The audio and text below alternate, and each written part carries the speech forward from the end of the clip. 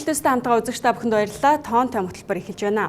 За банкнд хадгаламж нээлгэх, эзэмшдэг хувьцаанаасаа ноогдол ашиг хүртэх, за зээл авах, эсвэл унаж байгаа автомашин үйл хөдлөх хөрөнгөө даатгуулах гэд та бидэнд өөрийн болон гэр бүлийн хэрэгцээндээ санхүүгийн үйлчилгээ авах хэрэгцээ байнга гардаг.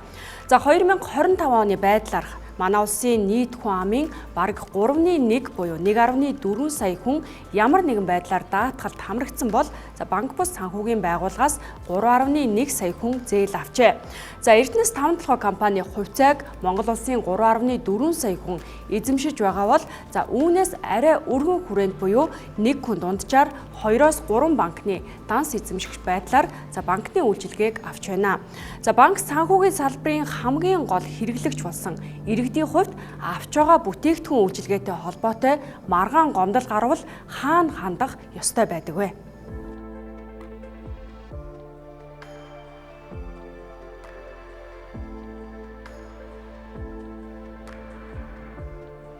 Одоогийн хууль эргэцсэн хүрээнд банк санхүүгийн салбарын зохицуулагч байгууллага Монгол банк санхүүгийн зохицуулах хороо нь харилцагч хэрэглэгчийн эрх ашигыг хамгаалах үндсэн чиг үүргийг хэрэгжүүлдэг. Банкны харилцагчийн гомдлыг Монгол банк, банкнаас бусад санхүүгийн салбарын хэрэглэгчийн өргөдөл гомдлыг санхүүгийн зохицуулах хороо хүлээн авдаг. Тухайлбал санхүүгийн зохицуулах хороонд зохицуулалттай салбаруудтай холбоотойгоор 2022 онд 629, 2023 онд 888, 2024 онд 854, 2025 онд 976 өргөдөл гомдол иржээ. 2025 онд ирсэн нийт өргөдөл гомдлыг салбараар нь харвал 50% нь даатгалын салбартай холбоотой гомдол эзэлсэн бол үүний дараа банк ус санхүүгийн байгууллага үнэт цаасны зах зээлтэй холбоотой гомдлууд эзэлжээ. Харин Монгол банкнд жилд 100 орчим өргөдөл гомдол ирдэг байна. Санхүүгийн зохицуулах хороонд хамгийн ихээр даатгалын нөхөн төлбөр олохоос татгалзсан нөхөн төлбөр олохгүй удаасан гих гомдол ирдэг бол Монгол банкны хувьд зээлийн гэрээний маргаан тэр дундаа зээлийн ангилалтай холбоотой өргөдөл хамгийн их ирдэг байна. За жилдээ ер нь нэг яг ирж байгаа өргөдөл гомдол бол нэг 1000 гаруй байдаг. За тухайн жилээс хамаарч. Тэгээд тухайн өргөдөл гомдлын ер нь 50 орчим хувийг нь бол даатгалын маргаан байдаг. Өөрөөр хэлбэл даатгалын нөхөн төлбөрийг олохгүй байна. Эсвэл нөхөн төлбөрийг одоо хугацаа хоцроож олгож байна. За эсвэл дутуу олголооч гэдэг. Ийм төрлийн маргаанууд их эзэлдэг гэсэн. Тэгэхээр яагаад даатгалын маргаан бас ингэж их ирж байгаа вэ гэхээр нөгөө даатгалын маргааныг урьдчилан шийдвэрлэх ажиллагаа нь эхлээд санхүүгийн зохицуулах хорон дээр одоо заавал хийх төстэй гэдэг хуулийн зохицуулттай. Тийм учраас тэрний дараа бол шүүх рүү очих эрх нь нээждэг учраас тэрэн дээр бол энэ маргаанууд бол бас дийлэх гомдлуудыг эзэлдэг гэсэн. Гэхдээ одоо санхүүгийн зохицуулах хорон дээр байгаа тэр гомдол маргаанууд бол одоо даатгуулагчийн тал дийлэнх тохиолдолд гардаг боловч тэрмээ нь бол нөгөө яг цаашаа биелэгдэх шинж нь бол одоо эрх зүйн орчин бол дутмаг. Өөрөөр хэлбэл заавал даатгуулагч хороо даатгуулагчийн талд шийдвэр гаргасан ч гэсэн цаашаага шүүх рүү очиж заавал дахиж нэг хэмжлээ гаргаж шүүх дээр очиж маргааны шийдвэрлүүлж ажлыг дуустдаг ийм л зохицуулалттай байгаад байгаа учраас одоо энэ маргааны тоо бол даатгалын одоо тохиолдол төр жоох их байгаад байгаа гэсэн. Сүүлийн одоо 5 жилийн статистикаас ингээ харж байхад жил бүр нэг Монгол анхны иргэдийн гомдол нэг 500 арай хүрэхгүй ширхэг бол ирж ин. За гомдол маргааныг ингээд ангилаад аваад үзэх юм бол ер нь баг 90% та зээлийн үйл ажиллагаатай холбоотой гомдлууд бол ирж байна. За зээлийн үйл ажиллагааны гомдлыг бид нэр дотор нь дахиад ангилах юм бол яг нэг зээлийн ангилалтай холбоотой буюу зээлийн мэдээллийн сантай холбоотой тийм санал хүсэлт гомдлууд бол ирж байна. За энэ гомдлыг бол одоо бид нэр зээлийн мэдээллийн тухай хуулиар бол шийдвэрлээд ингээ явж байгаа. Иргэдийн гомдлоор хамгийн түрүүнд бол тухайн санхүүгийн үйлчилгээ үзүүлэгч буюу банк өөрийнхөө одоо гомдол маргаан шийдвэрлэх дэд бүтцээрээ бол ажиллаж эхэлдэг. За хашдных нь бол тухайн байгууллагынхаа дотоод аудит байна те. За тандан судалгаагаар бол ерөнхийдөө нэг 30 гаруй мянган бол харилцагчийн гомдол байгаас маш цөөн тооны хувь хэмжээ нь бол шийдвэрлэгдсэн. За тэгээ шийдвэрлэгдэггүй бол тэдний нөгөө түрүүний ярьсан те 500 орчим гэдэг бол бас тийм ч их биш ер нь бол. Тэгэхээр ер нь мэдлэггүй байгаас гэдэг юм уу мэдээллийн тэгш бус байдлаас болоод иргэд маань яг хаана хандхаа мэдэхгүй байгаа. За өнөөдөр хэрэгжиж байгаа эрх зүйн зохицуулалтаар санхүүгийн хэрэглэгч өргөдөл гомдол гаргавал Монгол банк санхүүгийн зохицуулах хороо хүлээн авч эцсийн шийдвэрийг шүүх тэр дундаа иргэний эргийн шүүхээр авч хэлцдэг. Өмгөөлөгч хөлслөхөөс эхлээд зардал өндөр, цаг хугацаа их шаарддаг учраас шүүхээр асуудлаа үргэлжлүүлж явдаг иргэн төдийлөн байдаггүй. 2025 онд санхүүгийн зохицуулах хороонд ирсэн 976 өргөдөл гомдлын хүрээнд 3.5 орчим хувь буюу 34 хэрэг нь шүүхэд нэхэмжлэл гаргасан бол үүний өрдөө 19 нь эцэслэн шийдэгдсэн байна. Санхүүгийн салбарт хэрэглэгчийн эрхийг хамгаалах эрх зүйн үндэс бол байдаг. Дээр нь бол зохицуулагч байгууллагуудаас өөрсдийнхээ гарах бүрийн эрхийнхээ хүрээнд дүрм журамдаа бол хэрэглэгчийн эрхийг хамгаалах зохицуултуудыг суулгаад ирсэн байдаг. Нэлээд журмууд гарсан байдаг. Харамсалтай нь яг эдгээр нь бол хуулиас түвшнөөрөө тийм ээ арай доогуур гэдэг юм. Журмын түвшинд байдаг. Тийм учраас хэрэгжилт сангүй байдаг. Хоёрдугаарт журмаар тогтоосон үүргийн дагуу зөрчлийн хуулийн дагуу ч юм уу хариуцлага хүлээх боломж нь арай сул байдаг. Түрүүн хэлсэн хоёр байгууллагын хүрээнд бол янз бүрийн дүрм журам байдаг учраас нэгдсэн байдлаар цогц байдлаар авч үзсэн байдал нь хангалтгүй байсан. Тийм учраас энэ удаагийн хууль боловсруулалт гаргах гол шаардлага нь бол энэ санхүүгийн салбарт хэрэглэгч гэдэг маань хэн байх юм, ямар эрх үүрэгтэй байх юм. Энэ эрх үүрэг нь зорчигдсон тохиолдолд ямар арга хэмжээ авч хариуцлага зөрчсөн этгээд хариуцлага ногдуулж болох юм бэ гэдгийг нэг цогц ийм эрх зүйн хүрээ бүрдүүлсэндээ байгаамаа.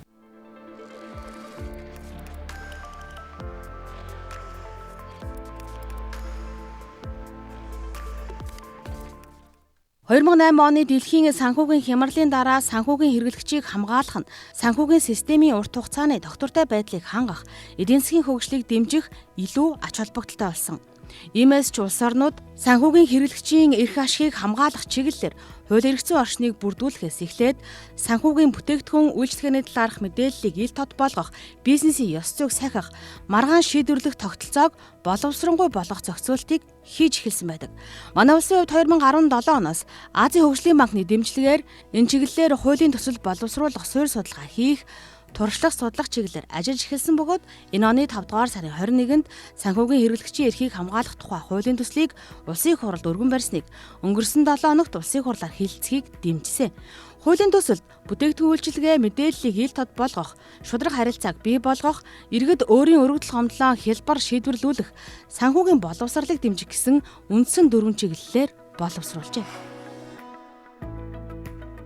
Санхүүгийн салбарт үйлчлэгээ авж байгаа иргэн хуулийн этгээд үйлчлэгээ авж байгаа харилцагч тийм ээ үйлчлүүлэгчийн эрх ашиг хамгаалах бол маш чухал асуудлын нэг. Яагаад тэгэхээр ер нь бол энэ даатгуулын үйлчлэгээ, зээлийн үйлчлэгээ, хөрөнгө оруулалтын үйлчлэгээ, хувьцаа тодорхой хөрөнгөний зах зээл дээр ордог юм үйлчлэгээн дээр орж байгаа иргэд бол ялангуяа манай энэ зах зээл чинь бол илүү иргэдэд суурилсан зах зээл.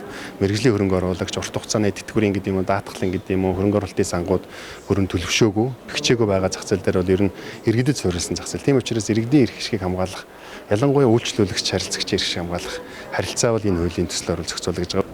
Энэ хуулийн гол зорилго бол цаашаа энэ харилцагч үйлчлүүлэх санхүүгийн салбарт үйлчлэгээ өгж байгаа харилцагч үйлчлүүлэгчийг нэгдсэн байдлаар хамгаалдаг ийм нэгдсэн тогтолцоо бүхий институц байгуулагдаад тэр нь бол хурдан, шуурхай, иргэдэд их тохиромжтой, иргэдийн цаг хугацаа хэмнэсэн. Тэгээ гол нь шийдвэр нь маш хэрэгжих бүрэн бололцоотой.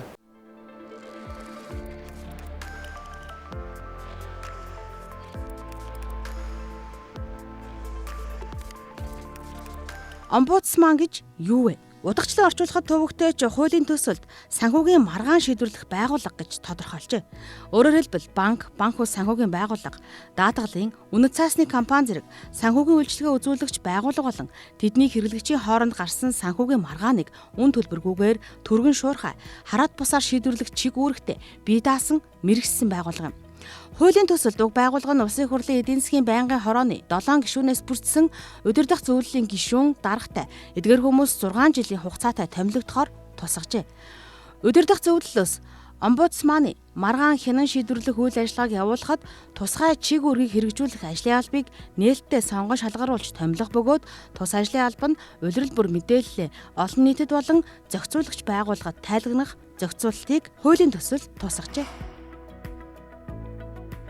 Санхүүгийн хэрэглэгчийн эрхийг хамгаалах хуулийн одоо гол бас үзэл баримтлалуудын нэг бол юу вэ гэхээр санхүүгийн маргаан таслах байгууллага буюу санхүүгийн омбудсменыг бий болгох гэж байгаа. За өөрөөр хэлбэл санхүүгийн хэрэглэгчээс гаргаж байгаа санхүүгийн үйлчилгээ үзүүлэгчийн эсрэг гомдлыг тусдаа бие даасан хараат бус байгууллагаар шийдвэрлүүлнэ гэж байгаа. Өөрөөр хэлбэл санхүүгийн зохицуулах орон дээр шийдвэрлэдэг байсан маргаануудыг өөр тусдаа бие даасан байгууллага шийдвэрлэх боломжтой. Монгол банкн дээр хэрэглэгчээс гаргаж ирсэн гомдлуудыг тусдаа бие даасан байгууллага. Гэхдээ энэ дээр бол нэг одоо онцлог юм нь юу байгаа вэ гэхээр санхүүгийн омбудсмен дээр бол санхүүгийн хэрэглэгч гомдол гаргана.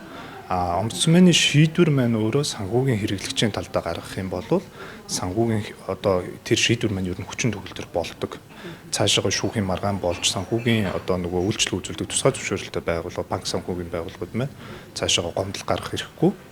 За тэгээд тэр маань шийдвэр нь алавчаа цаашаа явдаг. Цаашдаа тэр магадгүй нэг төрлийн маргаан олон гараад байвал тэр чиглэлээр санхүүгийн омбудсмен зөвлөмж хүргүүлэх. За тэр гомдлуудын мэдээллүүдийг угаасаа зохицуулагч байгууллагууд руу шинж байдлаар нь явуулна.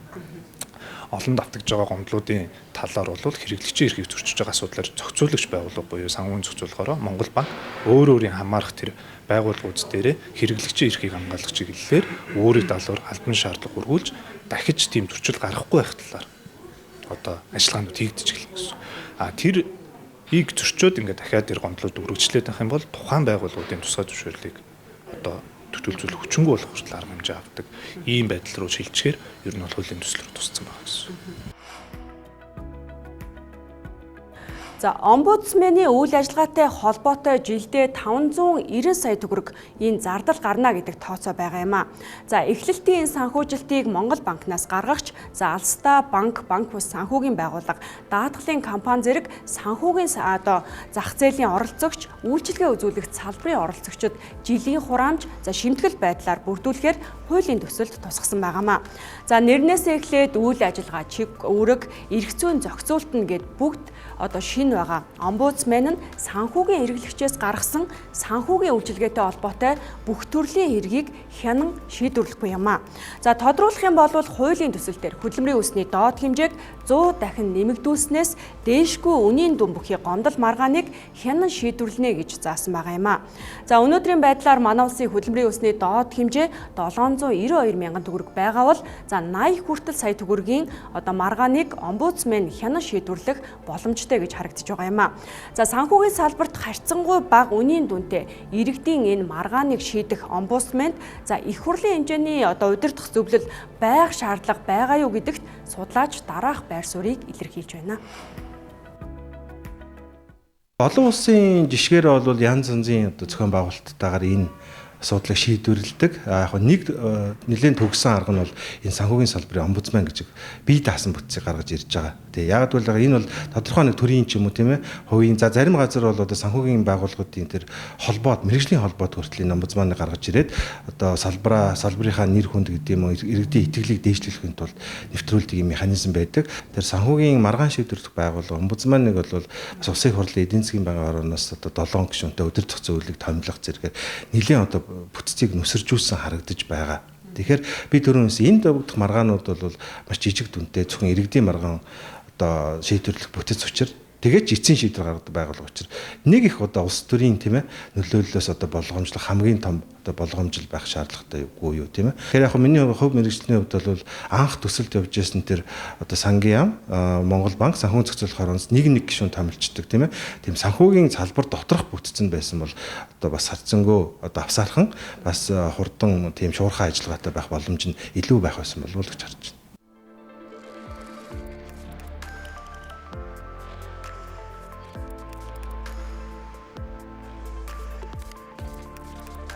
За иргэд банк санхүүгийн байгууллага хоорондын гэрээний маргаан өнөөдөр зөвхөн иргэний эргэн шүүхээр эцэслэгдэж байгаа. За хугацааны хувьд аваад үзвэл 6 сараас 3 жил хүртэл үргэлжилдэг. Одоо энэ процесс хэрвээ энэ хуулийн төсөл батлагдвал 30 хоногийн дотор шийдэгдэх бүрэн боломжтой болох юм а.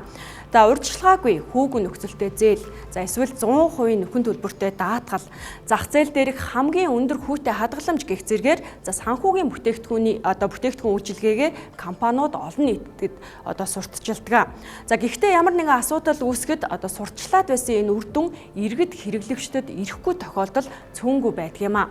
За үйлчилгээ үзүүлэгч борлон хэрэглэгчийн мэдээллийн зөрүүтэй байдлаас одоо үүдэлтэй энэ асуудлыг цаашид илүү одоо ил тод байдлыг одоо сайжруулах байдлаар шийдэх боломжтой гэж албаныхан харж байгаа юм а. Хуулийн төсөлд санхүүгийн үйлчилгээний нийт өртөг, түүний задаргаа, төлбөрийн хуваар, бүтээгдэхүүний онцлог, эрсдэл, үр дагаврын талаарх мэдээллийг бүрэн үнэн зөв, ойлгомжтой, харьцуулж болохуйц байдлаар хэрэглэгчид өгөх, хэрэглэгчийн шийдвэр гаргалтад шууд нөлөөлөх, эдгээр суур мэдээллийг гэрээ байгуулсны дараа бус, гэрээ байгуулахаас өмнө ил тод болгох зохицуултууд тусжээ. Мөн зээлийн бодит өртгийг зарласан хүү, шимтгэл, хураамжуулан бусад нэмэлт зарлыг багтаасан дүнг жилийн 365 хоногоор тооцсон хуваар илэрхийлэхээр тодорхойлсон нь бүтээгдэхүүн хоорондын харьцуулт хийх боломжийг нэмэгдүүлнэ гэж хууль санаачлагч үзжээ. Одоо зөвхөн нэрлсэн хүүг мэдээлэх нь хэрэглэгчид зээлийн нийт өртгийг буруу үнэлэх эрсдэлтэй учраас бодит өртгийг ил тод болгох нь нуугдмал төлбөр, шимтгэл хураамжийн эрсдлийг багасгахад чухал. Үүнээс гадна хуулийн төслийн 6 дугаар зүйлд санхүүгийн хэрэглэгч нь зээлийн төлбөрийг зээлийн гэрээгээр тохиролцсон хугацаанаас өмнө нэмэлт торгуул, нэмэлт хураамж, шимтгэл төлбөргүйгээр бүхэлдэн болон хэсэгчлэн төлөх, санхүүгийн үйлчилгээг авснаас хойш ажлын 10 өдрийн дотор шимтгэл, хураамж, нэмэлт төлбөр торгуулгүйгээр тухайн үйлчилгээнээс татгалзах, цуцлах хэрэгтэй байх зохицуулалт оржээ. Хуулийн төслөөр маш сайн тайлбарлах юм үүргийг болоо санхүүгийн байгууллага бол хүлээж авна. Нөгөө талаас гэрээ хэлцэл өөрөө уншигдах үйц, тоод гаргах үйц гэдэг ингээд суур шаардлагуудыг бас ингээд тавьж байгаа. Нөгөө талаар яг тухайн бүтээгдэхүүнтэй холбоотойгоор яг ийм шалгах ийм хуудастай бас болохыг тайлбарсан уу, хэдэн минут тайлбарсан, ойлгосон уу, ойлгоогүй юу гэд ингээд айгүй олон шаардлагуудыг бас тавьж байгаа. Энэ нүрээ эргээд одоо тодорхой одоо магадгүй тусгай хэрэгцээтэй хүмүүс байхыг үүсэхгүй. Тэгэхээр тэр хүмүүс рүү чиглэсэн бас тусгайлсан бодлого журамтай байхыг бас хуулийн төслөөр шаардж байгаа. Нөгөө талдаа ахмад настанд хүртэл бүтээгдэхүүн үйлчилгээ үзүүлэхдээ яг ямар хэрэгцээ шаардлага байгаа юм те тэрнтэй нийцтэй юм бодлого журамтай байхыг хуулийн төсөл өөрөө шаардж байгаа. Монгол улсад бол санхүүгийн салбарт хэрэглэгчийн эрхийг хамгаалах ажиллагаа бол яг хийгдэж эхэлсэн. За үүний хүрээнд бол банкны холбоон дээр жишээ нь банкны үйлчилгээний кодекс гэдэг баримтчгийг одоо 3 жилийн өмнө бүх банкуд хамтраад батлаад одоо үйл ажиллагаанд нэвтрүүлээд мөрдөөд явахаар ийм одоо шийдвэр гарсан байдаг. За энэ маань бол тодорхой хэмжээгээр энэ удаагийн санхүүгийн хэрэглэгчийн эрхийг хамгаалах үйлдэл агуулгатаа бол давхцах зүйл байдаг. Өөрөөр хэлбэл өөрийнхөө харилцагчдыг одоо бас эрхийн хүндлэе. Тийм ээ одоо бүтээгдэхүүн одоо үйлчлэгээгээ бас хэрэгцээ шаардлагууд нь нийцүүлээ, хариуцлагатай бай, хүндэтгэлтэй хандъя гэсэн иймэрхүү зарчмуудаа суулгаж өгөөд үйлчлэгээд бас бүрээр бас нэг тодорхой арга хэмжээнүүдийг ингээд одоо жагсаасан иймэрхүү баримтчиг боловсруулагдаад явж исэн. Тийм учраас энэ санхүүгийн салбарт бол энэ хуулийг хэрэгжүүлэхэд бол тухайн одоо зохицуулалттай салбараас хамаарат бэлэн салбар тийм ээ харьцангуй бэлэн бус одоо гомдч хэрэглэхтэй салбар янз янз байгаа. Жишээ нь одоо юу гэдгийг энэ олон зохицуулалтыг одоо санхүүгийн үйлчилгээ үзүүлэгч бүх этгээд биелүүлэхээр одоо тусгасан байгаа нь харьцангуй нөгөө хэмжээ, хөгжлийн төвшин зэрэгс хамаарат бас ялгууртай байсан бол арай зохистой хэрэгжихэд одоо илүү боломжтой байх болов гэж харагдаж байгаа зүйл байгаа. За 2022 онд Монгол банкнаас хийсэн иргэдийн санхүүгийн мэдлэгийн түвшин тогтоох судалгаанаас харахад манай улсын иргэдийн санхүүгийн мэдлэг 52.1%-тэй, харин эдийн засгийн мэдлэг нь 44.2%-тэй, санхүүгийн боловсролын чадамж бол 49.5%-тэй гэж үнэлэгдэжээ. За өөрөөр хэлэх юм бол манай улсын 2 хүн тутмын нэг нь санхүүгийн боловсрол тааруу гэдэг үр дүн энэ судалгаанаас харагдаж байна. За энэ нь санхүүгийн маргаан үүсэх гол шалтгааны нэгээр зүй ёсоор нэрлэгдэж байгаамаа. За хуулийн төслийн 23-ийн 8-д тэгвэл санхүүгийн үйлчилгээ үзүүлэгч нь жил бүр үйл ажиллагааны цэвэр ашигын 1%-аас доошгүй хувийг олон нийтэд санхүүгийн боловсрол олгох ажилд зарцуулна гэж заасан байна. За их наядаар хэмжигдэх одоо ашигтай ажилдаг банкуудын хувьд энэ нь багагүй дүн болох нь ойлгомжтой хэдий ч ирээдүйн харилцагчаа өнөөдрөөс бэлтгэж зарцуулж байгаа хөрөнгө оруулалт гэж ойлгох хэрэгтэй гэж албаныхан тайлбарлаж байгаа юм а. Олон улсад ялангуяа энэ хөгжсөн улсуудын энэ суур үндслүүдийнх нь нэг нь бол санхүүгийн боловсрол юм байна. Санхүүгийн мэдлэг юм байна. Өөрөөр хэлбэл аль наснаас хүүхэд байхаас нь бэлдэх юм уу? Дунд наснд нь ямар мэдлэг олгох юм? Ахлах сургуульд байхад нь ямар мэдлэг олгох юм? Их сургуульд байхад нь ямар мэдлэг олгох юм, тэ? За тэгээд одоо ялангуяа ажил эрхлэлтийн төвшин яг эд үе дээр байгаа тий үр орлогын харьцаа сайтай гэдэг ч юм уу. Ийм тохиолдолд ямар мэдлэгтэй байх вэ? Ахмад наснууд ямар мэдлэгтэй байх вэ? Хөгжлийн бэрхшээлт хэрэг ямар мэдлэг. Бүгд өөр өөр ялгаатай, хэрэгцээ шаардлага бүгд өөр байдаг. Гэсэн хэрнээ бүгд санхүүгийн хэрэглэгч болж байна. Хүүхэд хүртэл одоо банкар дамжуулаад хүүхдийн мөнгө авдаг. Тийм ээ. Тэгэхээр ахмад насд хүртэл тэтгэвэр авдаг хэрнээ зээл авах хэрэгцээ шаардлага байж л байдаг. Тэгэхээр энэ хүмүүст бүгдэнд нь зориулсан нэг тийм санхүүгийн боловсрол мэдлэг гэдэг ийм зүйлийг бол олж тогтоох боломжгүй. Тэгэхээр тэр насны, хүүсний хэрэгцээ шаардлагатай хүрсэн болвол одоо ийм хөтөлбөр бол зайлшгүй хэрэгтэй. Тэгэхээр энэ маань мэдээж хэрэг Монгол улсын боловсролын тогтолцоо бол нэгдсэн байдаг учраас санхүүгийн доктортой байдлын зөвлөл боловсролын хамтаа хамтарч байгаад хөтөлбөр Монгол улсын хэмжээнд өөр газар өөр зүйлээ ярьдаггүй яг нэг загвараар эрсдэл одоо онцлог ялгаатай байдал одоо хэрэгцээтэй байдлуудыг тусгасан тийм хөтөлбөртэй болоод тэрийг хэрэгжүүлж ажилтдаг байя гэж байгаа. За энэ дээр бол санхүүгийн үйлчлэг үзүүлж байгаа тусгай зөвшөөрөлтэй банк санхүүгийн байгууллагууд давхар хамт энийг хэрэгжүүлэхэд зардал гаргаж үүрэг оролцоотой оролцсноо гэдгийг хуулиар үүрэг бий болгосон.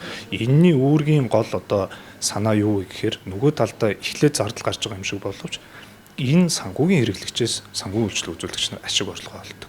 Тийм учраас одоо ирээдүйд өөрсдийнхөө хэрэглэгчийг одоо бэлдэх маргаангүй байх хоорондоо тий шудраг тэгш одоо ашигтай санхүүгийн үйлчлэг үзүүлдэг байхад энэ бол зайлшгүй юм байна гэж үзэж байгаа. Олон улс ч гэсэн яг ийм судалгаа гарсан байна гэсэн.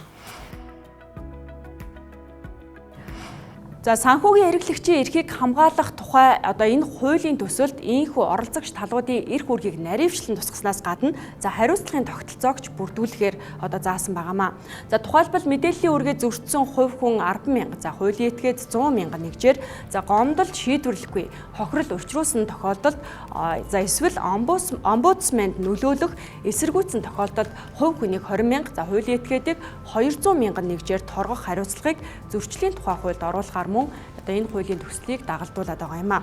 За улсын хурлаар хилцэж эхэлж байгаа санхүүгийн хэрэглэгчийн одоо эрхийг хамгаалах тухай энэ хуулийн төсөл хэрвээ батлагдах юм бол за алстаа санхүүгийн тогтвортой байдалд одоо чухал нөлөө үзүүлнэ.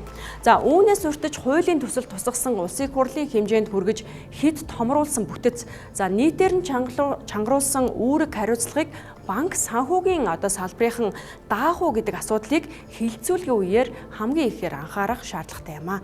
За үзэгч та бүхэнд тоонтой хөтөлбөрийн энэ удаагийн дугаар хүрлээ хамт байсанд баярлалаа.